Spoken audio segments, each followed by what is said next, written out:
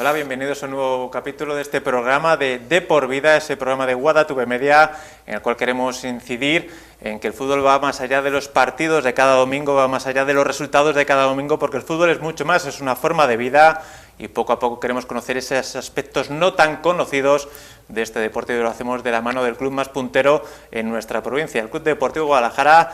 Hoy nos acompaña su capitán, Javier Ablanque. Javier, muy buenas. Hola, ¿qué tal? Bueno, Javi, lo primero, lo he dicho, nos acompaña su capitán y una de las cosas que quizás no se hace tanto mención o no se habla tanto fuera del día a día es qué supone ser capitán de un equipo de fútbol.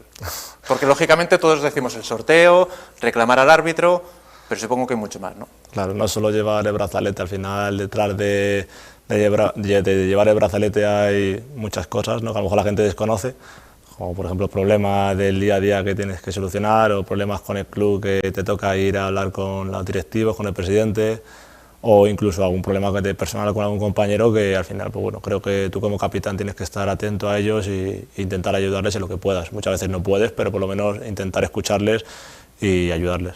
Y en ese sentido supongo que, claro, lógicamente depende de en qué club estés, del vestuario que da cada año, pero ser capitán es un marrón o es un honor, o es la suma de ambas cosas. Yo creo que es la suma de ambas cosas, no, es más honor siempre y tiene más cosas positivas que negativas, pero bueno, hay años que son peores y que tienes que solucionar más problemas y que siempre tienes, entre comillas, por decirlo, líos que tienes que estar, pero bueno, yo creo que yo lo llevo con mucho orgullo. Al final, ser el capitán de mi ciudad para mí es un honor y la verdad que no tengo quejas de nada.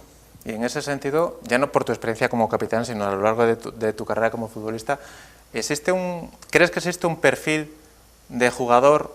Porque conocemos otros casos en otros equipos que sí que es verdad que hay jugadores que son muy buenos, que son jugadores que tienen mucho peso en el equipo, pero que quizás a la hora de ejercer de guía un poco del grupo, de ejercer de guía en reuniones con los directivos y demás, a lo mejor no dan tanto ese perfil. ¿Existe un perfil determinado para ser capitán o realmente el capitán se hace una vez que ya le eligen capitán? Bueno, no sé, es una buena pregunta. La verdad que yo creo que se va haciendo poco a poco. Es verdad que hay gente que se le ve, que tiene ese ímpetu de capitanía, pero bueno, yo creo que a mí me fue surgiendo poco a poco a través de los años, de ir aprendiendo de los capitanes que tenía y bueno, pues la verdad que estoy contento, la verdad, no lo voy a negar, pero bueno, yo he ido aprendiendo. También me he equivocado muchas veces porque soy un inexperto. Al final yo creo que llevo 4 o 5 años siendo capitán y bueno, pues poco a poco vas aprendiendo de errores, o cuando pasan los años dices, bueno, en este momento a lo mejor debería haber hecho esto, tal. Pero bueno, yo creo que es como la vida misma, que vas aprendiendo un poco según vas viviendo y de eso se trata. Y eres un poco, cuando llegan jugadores nuevos, cuando llegan nuevos fichajes, el capitán, lo pregunto porque lo desconozco, ¿el capitán es el que da el primer paso para integrarles en el vestuario o eso realmente surge porque todos sois jugadores y todos habéis vivido por el hecho de llegar a un vestuario nuevo? Yo creo que eso era más antiguamente, ¿no? Que al final que estaban los equipos como más cerrados. Yo creo que ahora, por lo menos en nuestro equipo, somos gente muy amable, muy abierta, acogemos muy rápido a la gente que viene nueva como fichaje, como gente que está a prueba.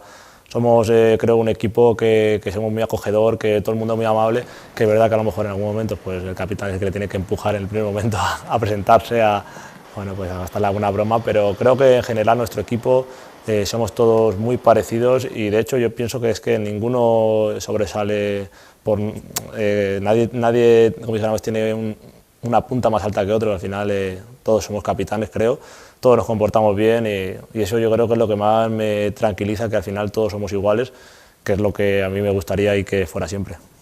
Este es un repaso un poco también a la carrera futbolística. ¿Cómo empezó Javier Ablanque en el mundo del fútbol y por qué empezaste en el fútbol y no a lo mejor en otro deporte?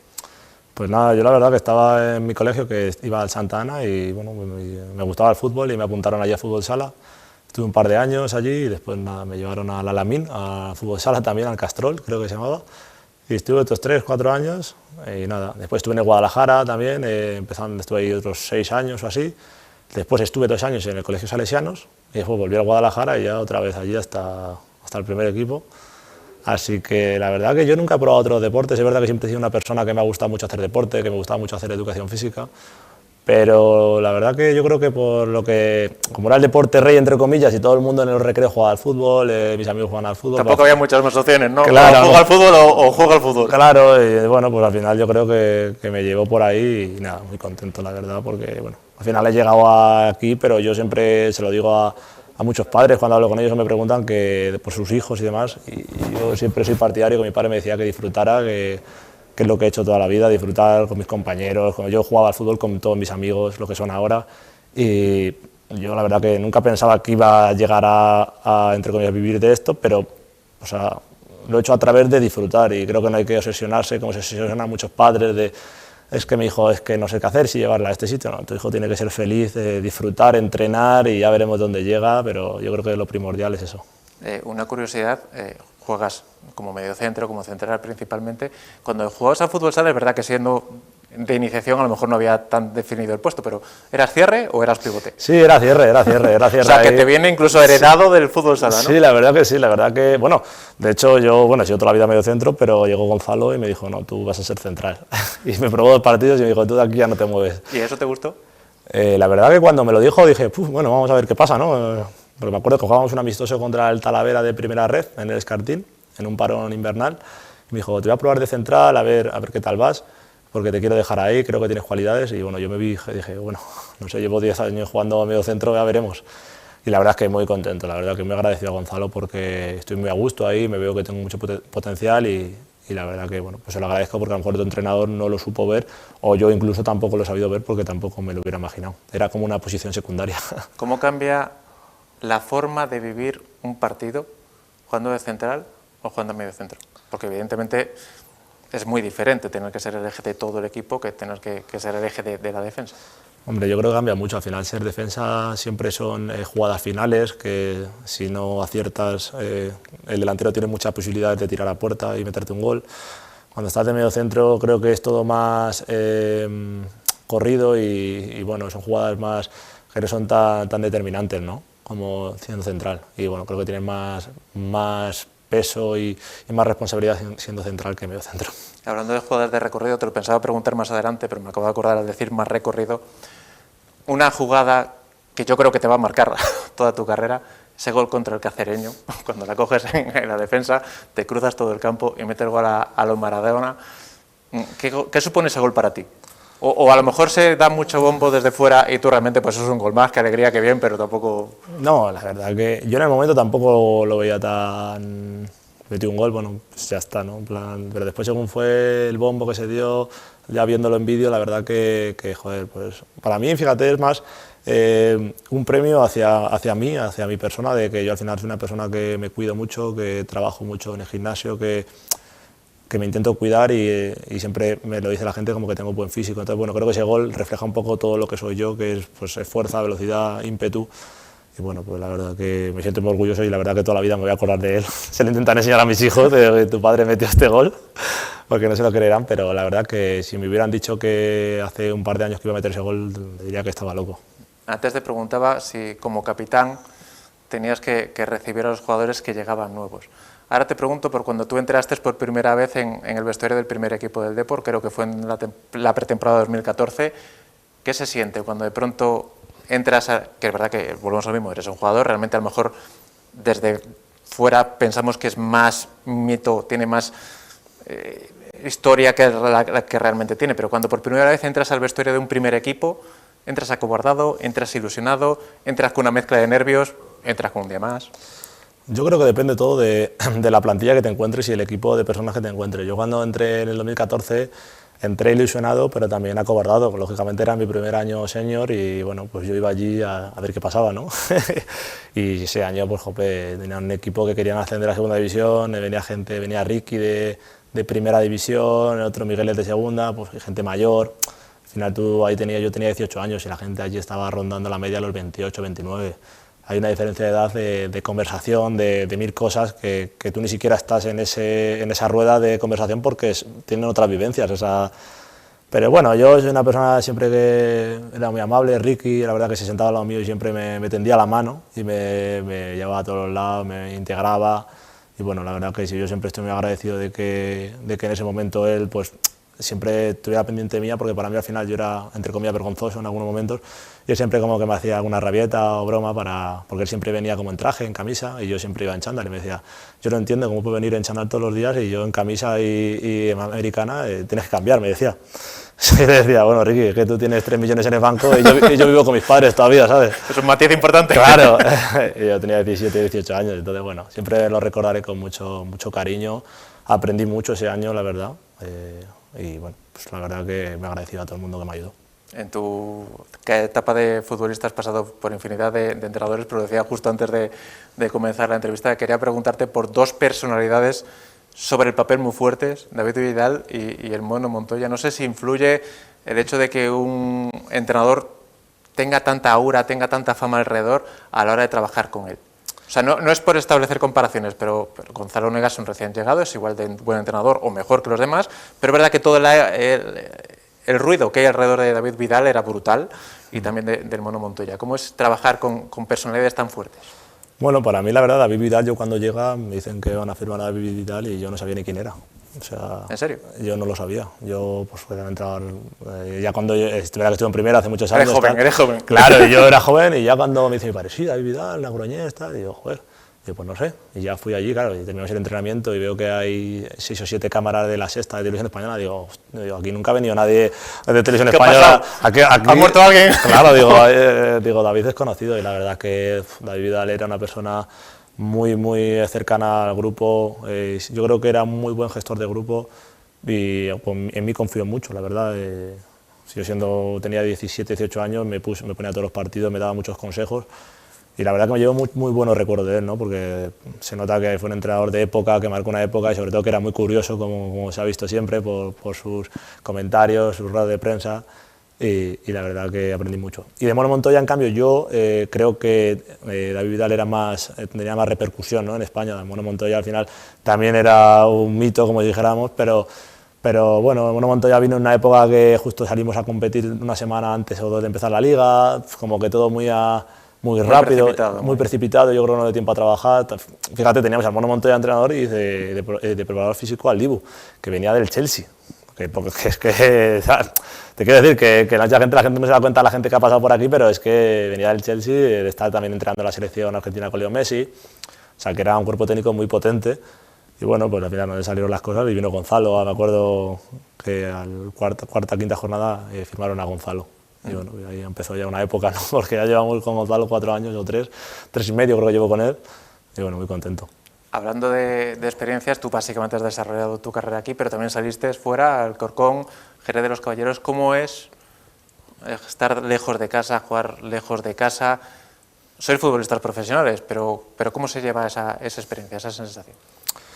Bueno, pues a ver, es que es complicado, porque yo estaba aquí en Guadalajara, tenía un año más de contrato, firmo por el Alcorcón, después de muchas peleas con el Guadalajara, con Germán Retuerta me deja salir a través de unas cláusulas con el Alcorcón, y bueno, firmo allí 2 años, y la verdad que cuando salgo de casa bien, porque yo al final vivía en Guadalajara y iba y venía a Alcorcón, entonces para mí pues no era como si dijéramos que viviera fuera, perdía mucho tiempo, pero yo priorizaba mucho vivir en Guadalajara con mi familia.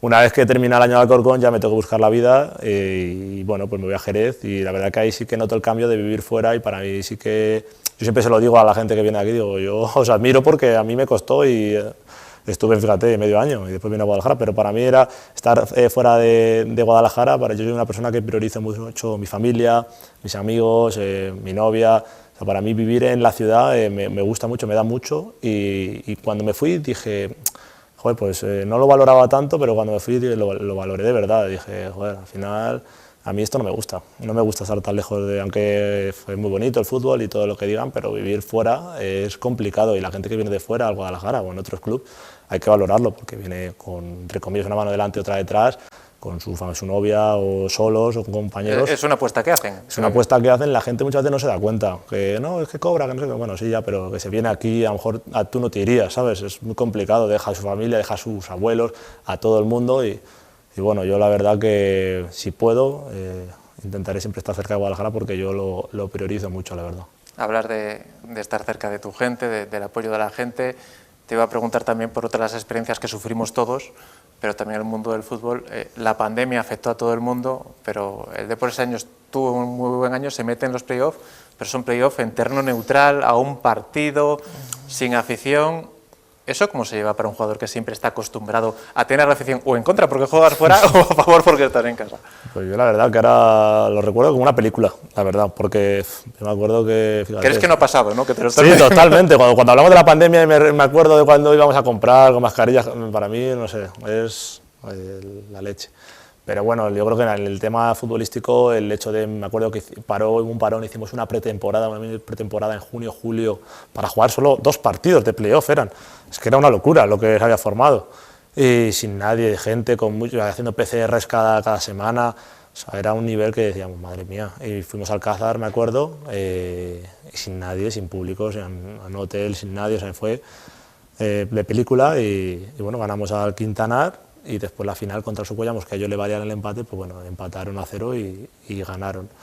Fue un año de subidas y bajadas que bueno, pues estuvimos ahí rozándolo a puntito, pero bueno, no tuvimos esa suerte, ¿no? Yo creo que si hubiera sido otro formato el playoff, ¿no? Porque al final el empate le beneficiaba al Socuellamos y era una situación complicada, ¿no? Ganar a ese equipo, me acuerdo que tenía mucha gente veterana, era complicado. Y bueno, pues nada, fue un año divertido, entre comillas, porque aprendimos mucho de Achari, que también es un referente en España, juega en Primera División.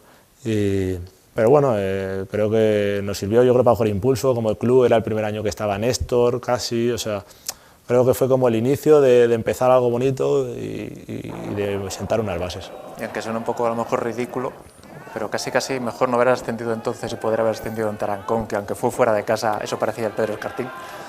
Porque no se podría haber celebrado igual, hubiera sido diferente. Yo creo que la gente no se da cuenta que detrás del fútbol hay unas bases, una estructura en el club que a lo mejor en ese momento el club no estaba preparado para ascender a segunda ref, a nivel de que acaba de llegar Néstor, acaba de coger el club, había muchas cosas que todavía había que arreglar, que había que colocar a gente. A lo mejor subes y te pegas una leche en cuanto subes, porque tú no tienes una estructura de fútbol, de club profesional.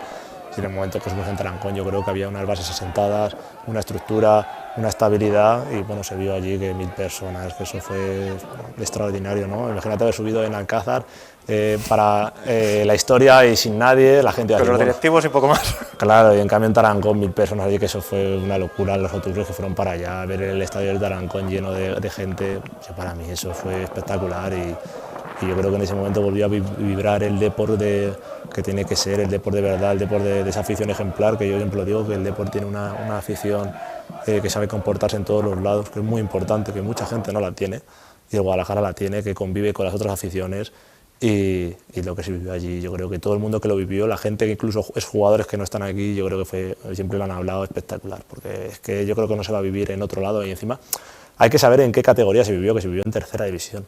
O sea, no me quiero imaginar si nos jugamos la final del playoff en segunda red, no sé, por ahí. O sea, lo mejor no imaginarlo. Se nos acaba el tiempo, este programa se llama Depor Vida y siempre me gusta preguntar para terminar qué supone, qué significa el Depor para la vida de Javier Aulaki. Bueno, la verdad que felicidad, yo siempre lo digo, yo siempre, cuando no estaba en el Guadalajara, decía, jope, digo, como suba al Guadalajara, digo, no sé si voy a ser feliz o no, digo, porque no estoy allí con ellos. Para mí estar en el Deportivo Guadalajara es felicidad, es llevar la ciudad a cada rincón y que la gente la conozca. Yo la verdad que estoy muy agradecido al club, a Néstor, a Carlos, a Hernán, porque me dio la oportunidad de estar aquí y estoy muy orgulloso de pertenecer a ellos y ojalá pues podamos ser felices juntos muchos años más. Pues que así sea. Javier Ablanque, capitán del Deportivo Guadalajara, muchísimas gracias por acompañarnos. Muchas gracias a vosotros y ojalá nos veamos en la próxima. Y eso les iba a decir a todos ustedes, muchas gracias también por vernos y hasta una próxima ocasión.